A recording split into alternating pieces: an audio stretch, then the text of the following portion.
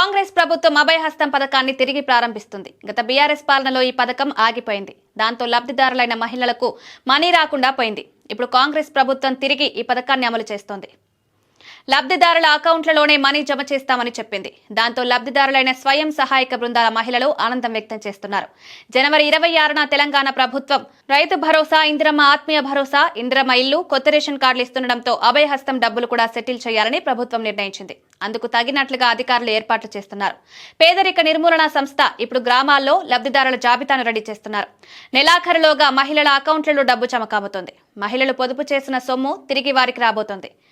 2009లో కాంగ్రెస్ ప్రభుత్వం అభయహస్తం పథకాన్ని తెచ్చింది. డ్వాక్రా మహిళా సంవత్సరానికి 365 రూపాయల చొప్పున ప్రీమియం చెల్లిస్తే ప్రభుత్వం తన వైపు నుంచి కొంత మనీ జమ చేసి తద్వారా 60 ఏళ్లు దాటిన మహిళలకు నెల నెల 500 రూపాయల పెన్షన్ ఇచ్చేలా ప్లాన్ చేసింది.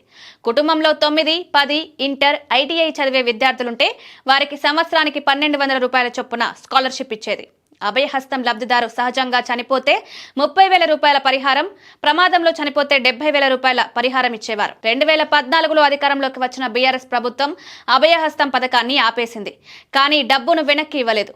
ఇలా బీఆర్ఎస్ చేసిన పనికి పేద మహిళలు ఇబ్బందులు పడుతున్నారు. వారికి అన్యాయం జరిగినట్లయింది.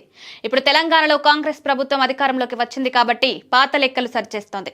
ఇప్పుడు అభయహస్తం పథకాన్ని మళ్లీ ప్రారంభించి డబ్బులు ఇవ్వాల్సి ఉండి ఇంకా ఇవ్వని వారికి నెలాఖరులోగా డబ్బు అకౌంట్లో జమ చేసేలా రెడీ అయింది. ఇప్పుడు నెలాఖరులోగా 60 ఏళ్లు దాటిన వారికి అభయహస్తం పెన్షన్ ఇస్తారు. అలాగే మృతుల కుటుంబాలకు పరిహారం, లబ్ధిదారుల పిల్లలకు స్కాలర్షిప్ ఇస్తారు. ఇలా ఇదివరకు పథకం ద్వారా ఎలాంటి ప్రయోజనాలు కలగాల్సి ఉందో ఆ ప్రయోజనాలన్నీ ఇప్పుడు కలగనున్నాయి. అభయహస్తం పథకానికి మనీ చెల్లించిన వారు ఇప్పుడు సెర్ప్ అధికారులను కలిసి ఈ విషయం చెప్పాలి. ఆధార్, బ్యాంక్ అకౌంట్ వివరాలని వారికి ఇవ్వాలి.